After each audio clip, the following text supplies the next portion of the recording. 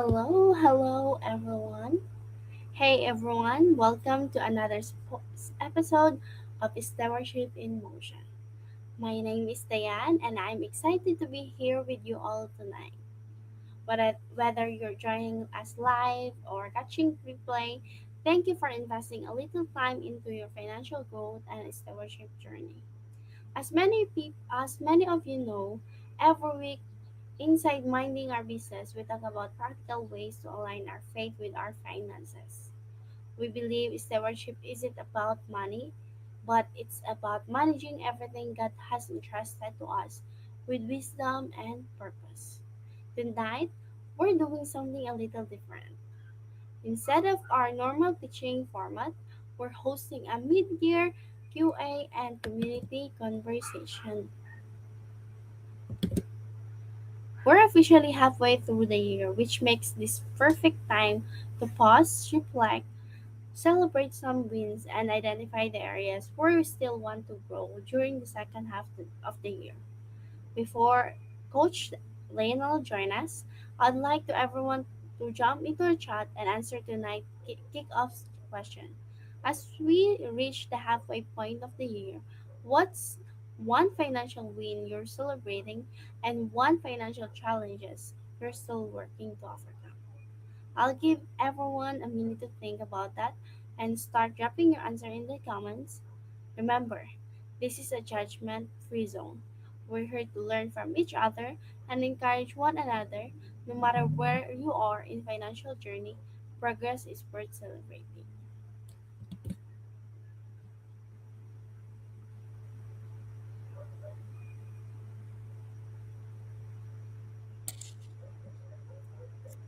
Hey Diane, how's it going? Waiting for everything was fine. And welcome Coach Lionel. And we are excited to learn from you, and many people is already excited to ask some question during this live as well.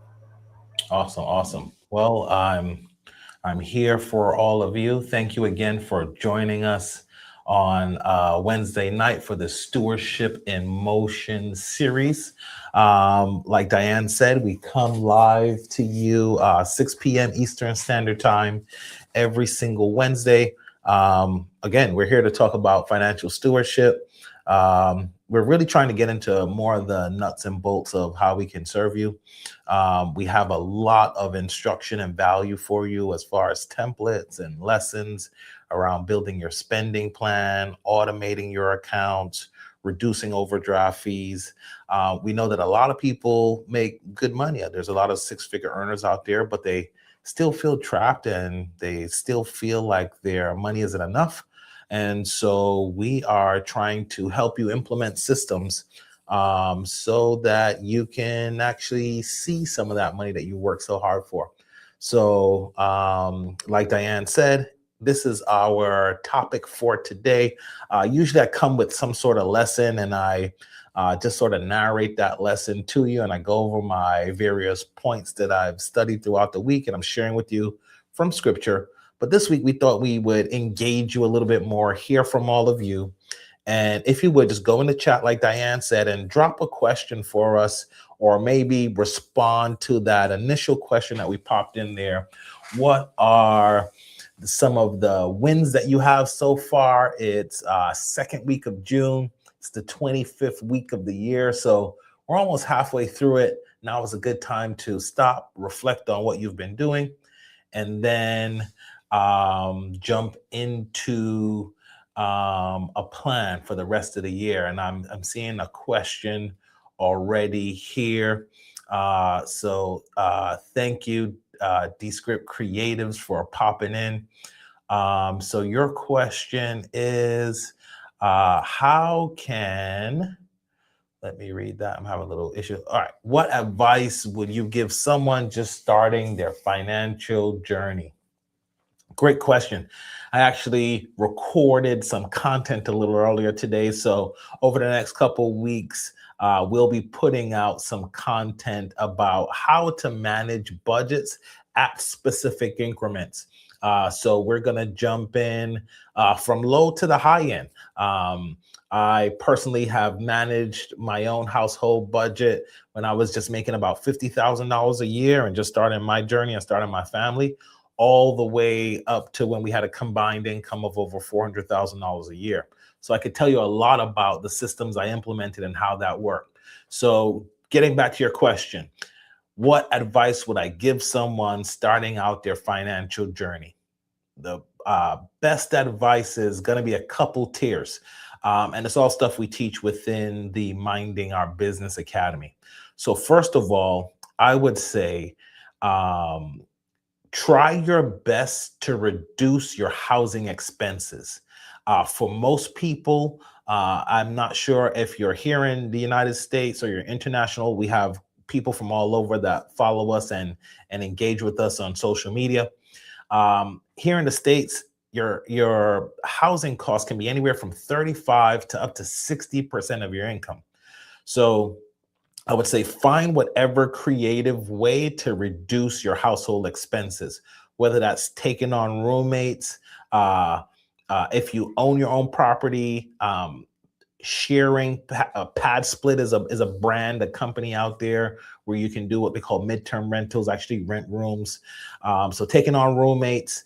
If you're at the point where you're ready to buy your first home, I would recommend buying a multifamily home that you can live in one unit, rent the other units. But if you're not at that level yet of acquiring assets, I would say implement a system. Start by having multiple checking accounts, and begin to diversify your accounts and set a purpose for those accounts. So that's the mistake I think a lot of people make initially. They open up one bank account, one checking account, and they have their life, their rent, household cost, utilities, transportation, all of their expendable entertainment spending, their shopping, everything's coming out of one account. And then because all those funds are commingled, they may have some subscriptions, they may have things on auto pay, and then things start hitting and they're not paying attention to what's happening in their account. And then they really quickly get behind the eight ball with overdraft fees, finance charges. So I would say if you're new, I would say begin setting up multiple accounts. Have an account for your short-term and your long-term savings. I call it an opportunity account. The goal is trying to get 3 months to 6 months of your living expenses saved, right? And then the other big thing I would say is know your numbers, know how much money you're making, and then begin to look at your percentages. So follow us on YouTube. We're going to put that video out here shortly where I go through how you set up a percentage-based budget, right? What are the ideal percentages? If you're a person of faith, we preach the 10-10-80 program. 10% goes to giving, 10% goes to your saving, your opportunity account, and then we live off the 80%. But in those videos, I'm going to dive into how do you break up the 80%? That net income, how do you break that up? So how much percentage should go to your household? How much should go into your maintenance fund to maintain the things you have so small emergencies don't set you back? How much should you be putting into investing? How much, if you have debt, should you allocate to your debt repayment? Those are all the critical things you need to have in place. And then most of all, track and look at it regularly. So if you're starting your journey, begin to diversify your accounts. Don't keep all your money in one account. Track what's happening within those accounts. Apply percentages to the different categories of your life, and then meet with yourself weekly. Review your proposed budget, how much you expected to spend that week.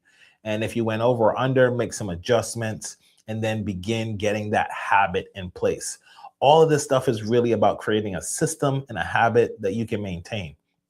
So if you're early in your journey, those are some of the steps I would implement right away to begin building a strong financial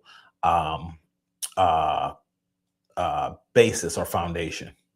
All right, second question there from Sophia. Lionel, can I start investing with a small amount of money, or should I wait until I have more savings?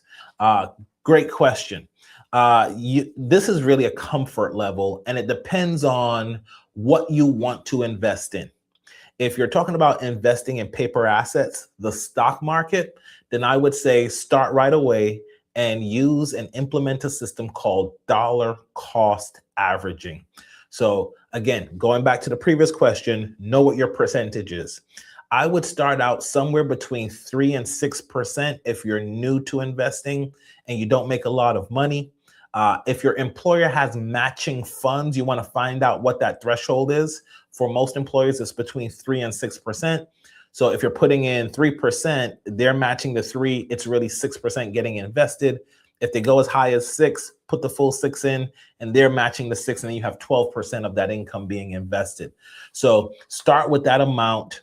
If you can maintain it, you want that amount going in regularly. So every time you get paid, you want that amount to go directly into that 401k, 403b, IRA, whatever type of account that your employer set up for you. You want to make sure that that deduction is automatically going there.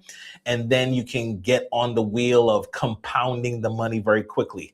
So don't make the excuse of, okay, I'm going to start investing when I get more money, because usually things will begin to pop up in your life. You'll have emergencies, you'll have different situations that pop up.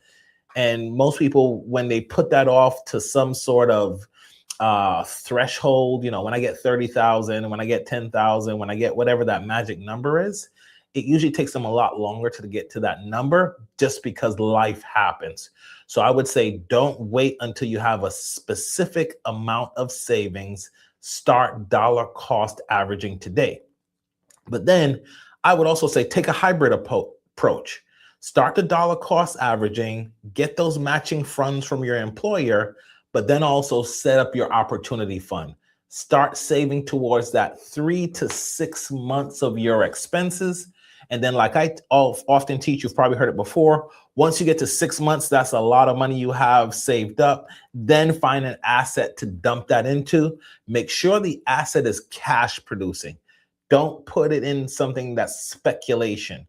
Don't put it into something that's just holding, like Bitcoin or precious metals that don't actually give you a return every single month. The key is to get a return back on that money every single month so you can begin with your income and that additional cash flow you've produced, putting that back into your opportunity fund, getting back secured that 3 months savings in case something bad happens. And then once you get that stability in place, then you can take that extra cash flow and either reinvest it into another asset, put it into a different asset, maybe put it into the stock market as well if you want to begin investing. But that's what I would say for someone starting out with the investing. I would say yes and yes. Start small, look into dollar cost averaging, and simultaneously begin to build up your savings. Some people call it the emergency fund. I call it the opportunity fund.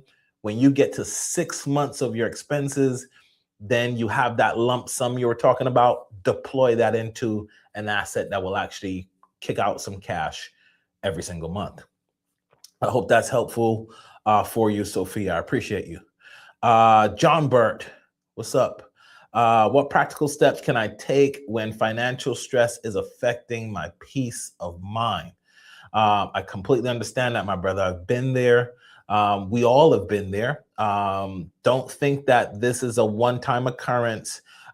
Finances happen in seasons. There's ebbs and flows. Sometimes you're making a lot of money. Sometimes things happen, and you may have kids in college like me, and even though you may be making money, you don't have a lot of liquidity.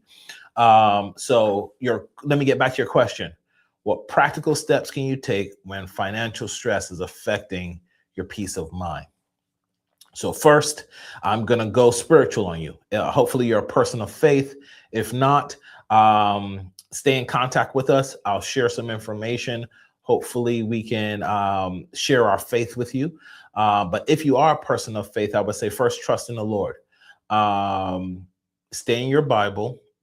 There are some scriptures. I will DM you, John Burt, and share some encouraging scriptures with you. So that's the first thing. You want to deal with your mindset because your emotions are coming from that place. So First, let's check the emotions. Let's get into some scripture. Let's get into some word. Let's get grounded. The second part, the financial stress may be coming from your lack of having a system. That's exactly what we teach here. So I would say first, develop a spending plan. Know where your money's going and create a plan for that money. If you don't have a plan, your stress will be compounded by not having a plan. Secondly, implement a system, whether it's one that we teach, like the 10-10-80 framework. There's a lot of different budgeting systems out there. I would begin to implement a system. The third part of that, you probably have some debt that's stressing you out. You need to think about engaging a debt strategy, whether that's the snowball method, the avalanche method.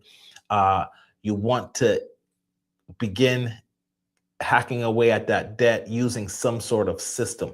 So I would say this is threefold for you. First, start out by renewing your mind, get grounded, encourage yourself. Second, create a plan for how you're going to manage your money. And third, implement a debt management system that you can deploy to reduce your debt. And hopefully you'll start feeling that stress start to level off. So if you need help with the system, if you need some scripture for encouragement, go ahead and DM us. We'll keep track of your name there. I'll find you either on YouTube or on social media, and I'll share some information with you. Or you can join our free community. That's one way you can engage with us, and we'll begin helping you along those 3 steps in reducing your financial stress and getting some financial stability in place. So we'll be praying for you, John Burt. All right. Let's see. Is there another one here? I have multiple debts. Okay, this is John Burt again. Let's take a look. You have multiple debts and don't know where to start. Should I pay off the smallest balance first or the one with the highest interest? Both strategies are good. That's the difference between the snowball and the avalanche. The avalanche, you start small. I'm sorry, I sometimes confuse that. Avalanche, you start with the one with the highest interest rate. Snowball, you start with the one with the smallest amount, and then that way you're building the momentum. We recommend them both. It really depends on the numbers. So again, our link is in our bio to our school community. Go ahead, join the free community. Send me a DM once you get in the free community, and then we'll schedule a one-on-one. I'll begin to look at what those debts are for you, and then we'll create a plan that will help you gain some momentum. Either option, but it really depends on what your numbers are, what those interest rates are on the particular cards, if you have personal loans, if you have payday loans. I don't know the type of debt. So depending on how aggressive and how predatory the debt is, that is really the indicator of if you should go with the avalanche, focus on the high interest, or how much money you have and how many accounts you have if you should go with the snowball. So yeah, find the link in the bio, get in the community, send me a DM. We're here for you. All right, let's take a look at another one. Sophia again. How can I stay motivated when it feels like my debt balance never goes down? I think I talked about that a little earlier. I think you're probably leveraging your debt too much. So now we have to go and kind of deconstruct your budget. And what I always focus on first for every single client, I talked about this last week. I said I was doing a live free webinar, 3 days. We do it once a month. So stay in tune. We always put out an ad poster for it when we do it. But one of the things I talked about last week during that free webinar, if there was one lesson I would teach every single person who's dealing with a lack of a system, a lack of a structure, is how to implement your operating account. So I'll give you some of the same advice I gave John Burt. Find the link in the bio, jump in the community. And that's actually one of the free lessons in the community is how to set up your operating account. You want to make sure your household is automated and you have the right percentage for your basic living first. And then what you probably have to do, I don't want to be judgmental, Sophia. I don't know who you are and your lifestyle, but your lifestyle will probably have to shrink. For most people, that's where the most of our money's going. It's going towards our lifestyle. We may be consuming too much. For some of us, it's a fashion thing. For some of us, it may be entertainment, going out, having a good time. Some of us is vacationing. So we really have to get to the root of where you're going beyond your budget limits and then set some parameters that work for you for those different categories of your life. So just to quickly summarize them, you want to make sure your household operations are secure first. Then, like John Burt, you want to deal with your debt. Make sure you're putting away some money for your maintenance because that's what happens. There's so many studies about average American families just having extra $500 to deal with unforeseen emergencies, but I think most of them we can foresee. If you have a car, you're going to have to maintain your car. If you have a home, things go wrong. So you need to start creating percentages of your income and amounts to take care of these various areas and then stay in those parameters. But like I said to I think it was actually you earlier, Sophia, when you talked about getting started when you're new, or maybe that was someone else. You need to develop the rhythm and habit of looking at your finances every single week or every month. It depends on where you are. If you have some challenges right now, you need to correct, I would say every week. Just to get the habit in there. But then once you get the habit going, once you begin to implement some of the steps that we've talked about, then the automations kick in and then you get some breathing room, you build some margin. You don't have to look at it every single week. But I think for most people, it's our lifestyle. We're consuming too much. We're spending too much on credit and really things we don't need because the media, social media, traditional media is telling us consume, consume, consume. You're not enough. You will be of this status if you acquire this thing. And we teach life from a faith-based perspective. You're a child of the Creator. You're a child of God. Your identity is not in what you own. Your identity is not in what you're wearing. Your identity is found in who you are and who the Bible says you are, which is a child of God. So, Sophia, I would say let's start there. But connect with us in the community and we'll support you the best way we can. All right. Is it clear? Hey, what financial habits has the biggest impact over time? That's got to be investing. That has to be, if you're saying over time, you know what? Allow me to change my answer. It's probably living within your means because most people don't have money to invest because like the last situation I was talking about with Sophia, we're spending so much of our money consuming. So I would say the financial habit that has the biggest impact is living within or below your means. Lifestyle creep, the Parkinson's rule, if you want to Google it, the Parkinson's rule says that as your income increases, your expenses increase proportionally as your income increases.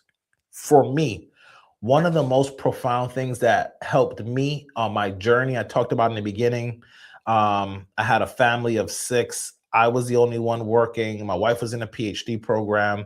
And I really focused on keeping our household expenses as flat as possible. So then once I started to get promotions, once I started to make 6 figures, then once my wife got done with school and she started to make 6 figures, and then we were making a significant salary, we still kept our household expenses pretty much flat. And then that in turn allowed us to save more, invest more, pay for our kids' colleges, all those sorts of things. So I would say, as I look at your question again, the biggest financial habit that will affect you over time is learning to live below or within your means, or if you can, flatten your household expenses and increase your saving and investment rate as your income increases. All right. Thank you so much for the engagement. Great engagement tonight. Thank you for all of your questions. I think we got a few more. Let me see if I can get them. John Burt says, what's your best advice for someone who's struggling with online shopping and impulse purchases? That's a good one, John. I got a couple little kind of hacks that I share with people. Technology is not helping us. Your computer stores your credit cards now. So that sort of undercuts one of my strategies, which was I used to tell people to take your credit cards, don't cut them up. I know Dave Ramsey and all the other guys tells you, cut all your credit cards up, and then you travel, you need to rent a car, and you're screwed. Doesn't make sense. I say get a cup, put your credit cards in a cup, fill it with water, put it in the freezer. I call it the cooling off period. It gives you an opportunity when you feel that impulse that you just need something, you want it, social media, oh my God, I got to have this thing.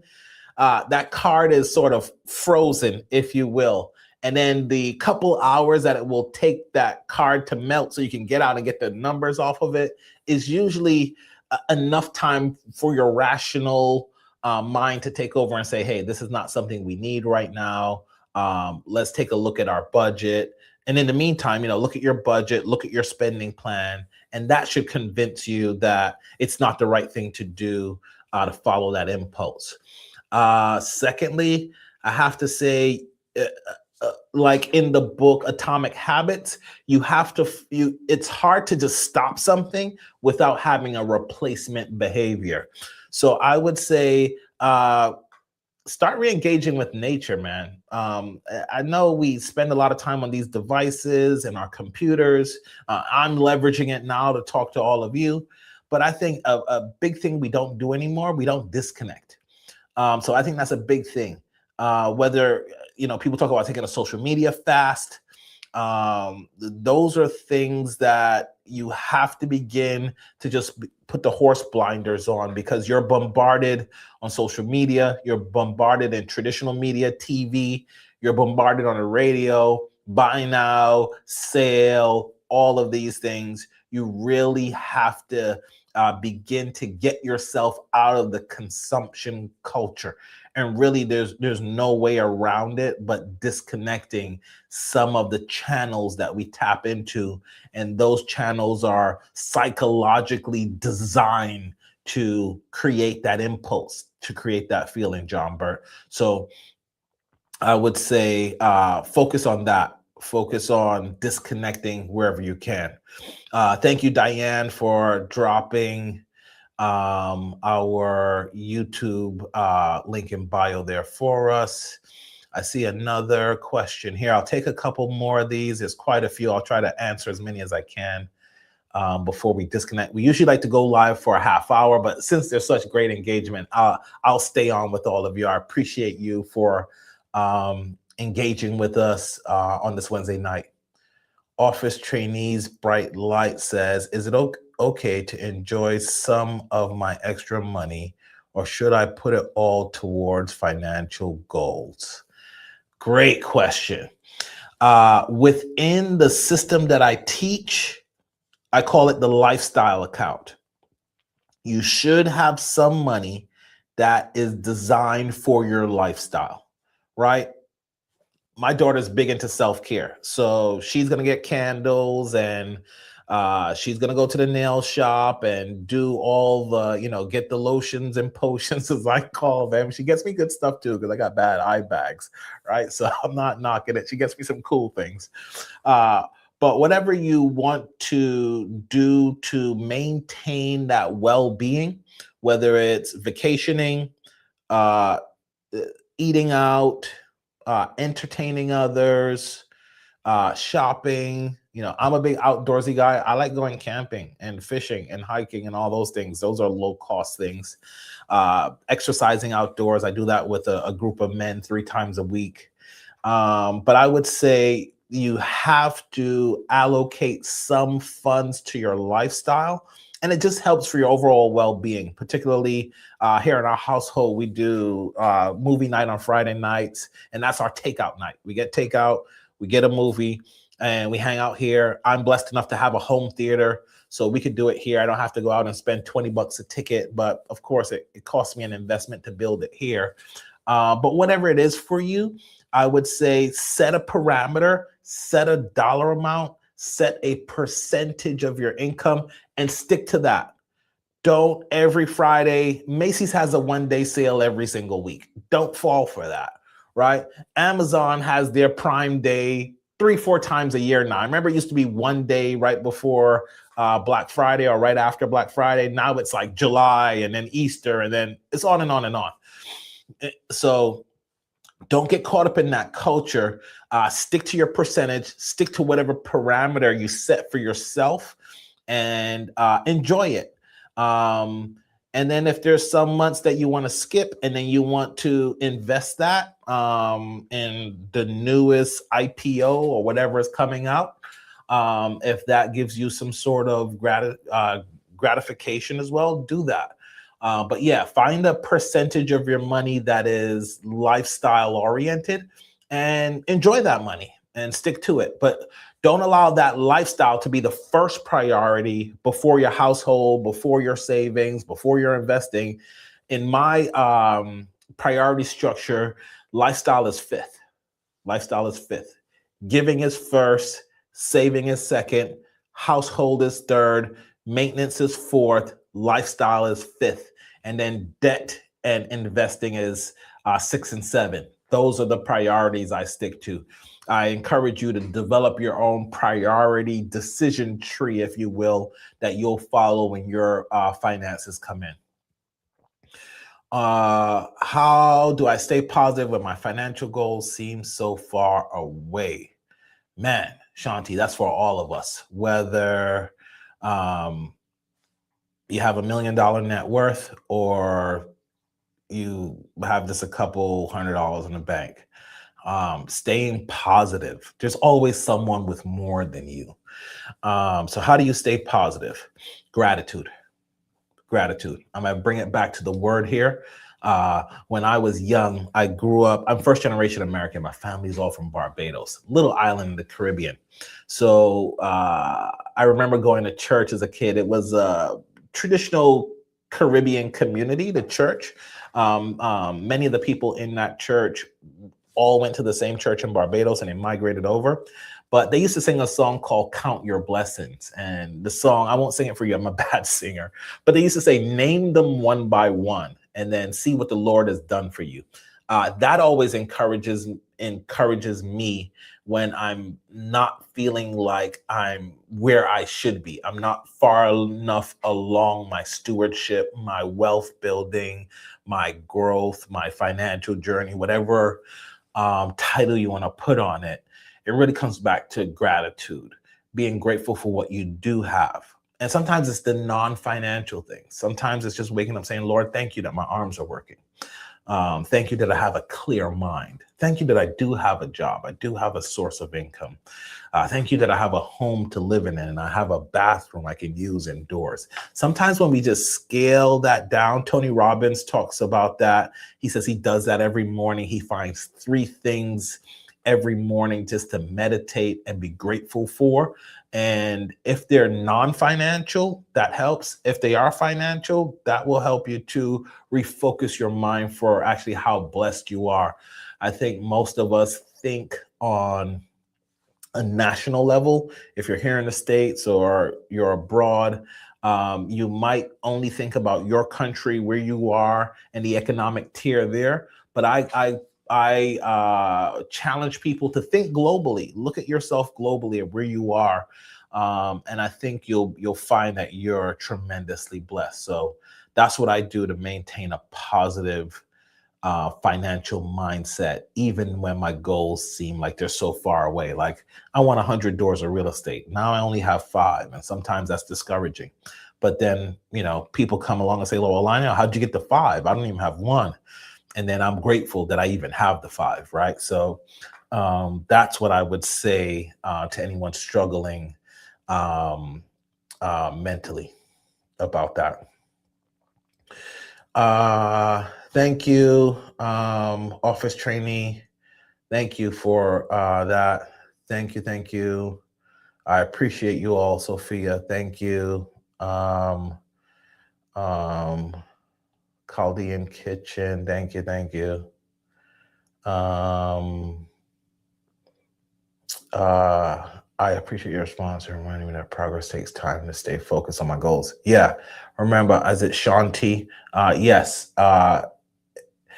One thing I say, don't look at someone else's chapter 32 of their life and compare it to your chapter 5, right? That's one of the things that with social media, we don't get the backstory, we don't get the context. We don't know if that stuff is real. Is it rented?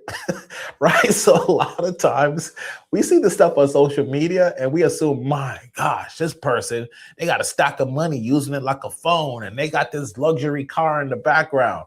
What if that's all the money they have? Or they just borrowed that money from someone else? What if it's not even real money? What if there's just paper? I remember growing up in New York, we used to do that, like going out when you first started your dating career, you wanted to flex in the club, we would get like $200 bills, and then we would cut a bunch of paper and stack the middle of that stack and then put rubber bands on it and fold it up in your pocket. And you pull out this huge wad of money. And it's really only like 200 bucks. It's like 250 or whatever it was. But don't be begin to compare yourself with where other people are or the image they're projecting. A lot of that is false. And comparison really robs you of your own peace. It robs you of your own gratitude that I just talked about. Be grateful for what you have. Don't compare where you are now to where someone else is in their journey. You don't know the sacrifices that they've made. You don't know all of the decisions they've made that led to that particular point. So I would say don't get caught up in what we see online. Don't get caught up in comparing yourself to other people, because most of the time you're defeating yourself. So don't do that. So hope that helped. Lisa, hey Lisa, how are you doing? Thanks for attending the webinar last week. 7 different bank accounts. Yes, Lisa, you're in the community. So module 2, I introduced a 7-account framework. So if you want the full detail on that, I'll send it out to you. Drop me a message in the community, and I'll send you a graphic that actually explains the 7 accounts. I don't know. Let me see here. While we're on here, let me see if Diane she's amazing. Let's see if she can find it for me. Our PowerPoint, Diane, I had a graphic. I'm not sure if I updated it in the drive that shows our percentages. Trying to think if I have it somewhere in Canva, but DM us and we'll send you out the 7-account framework. But I'll quickly go through them verbally, Lisa, if you're on and you want to just jot them down. Account 1 is your giving account. That's tithe and offering for us Christian folk. Account 2, that's your opportunity fund. That's your savings account. The initial goal, 3 months of your expenses. Account 3, your operating account. That is the account that all of your household expenses come out of. Rent, mortgage, transportation, food, utilities, all the basic things to stay alive, that should come out of that account. And we want to automate that. I won't go through here how to set it all up, but if you jump in the community, I think lesson 7 or lesson 8 goes through the full setting up of your operating account. Account number 4, that's maintenance. That's a small percentage, 2 to 5% of your income. You're setting that aside, just a few $100s every single month. So whenever those emergencies occur, you have some money set aside for them. Account number, where was I? 4? Let me retract. I'm sorry, I was talking and thinking. Giving, saving, operations, maintenance. Then lifestyle is 5. That's your vacationing, your expendable income, your entertaining, shopping for clothes, and all the different things that we like, that we use discretion with. That's account number 5. That's the lifestyle. Again, I say don't go beyond 25% of your income on that. If you can stay beneath 20%, that's even better. After your lifestyle account, account 6, that's your debt repayment. You want to get somewhere between 6 and 10%, depending on the amount of debt that you have, that you're putting away into that account, and then pay all your debt, your credit cards and loans and all those things, not your mortgage. The other, what we call unsecured debt, should be coming out of that account. And then the last one is your investment account. Some people already have that from their work situation. So if you have matching funds, if you have a 401k, 403b, or any of that from your job, that can act as account number 7. If you want to go above and beyond that and get a brokerage account, that's things like Webull and Acorns and all these other companies out there, Fidelity, Vanguard. Open a Roth IRA, SEP IRA, any of those types of retirement accounts. And then you want to allocate as much as you can. I say somewhere between 6, and then I don't put a cap on it. If you can get to 50%, if your income goes way up and you do what I did and stabilize your expenses, you can just, as your income grows, you want to counteract that Parkinson's rule that I talked about. You want to make sure your lifestyle isn't growing with your income. You want to make sure your investment account is growing in proportion to your income. And then keep your operations and your lifestyle as static as possible, because that's where most people overspend. So I hope that was helpful, my dear sister, Lisa. I appreciate all of you. Thank you for being on with me for the last 40 plus minutes there. Let me know if I can serve you in any way. Again, we go live every single Wednesday.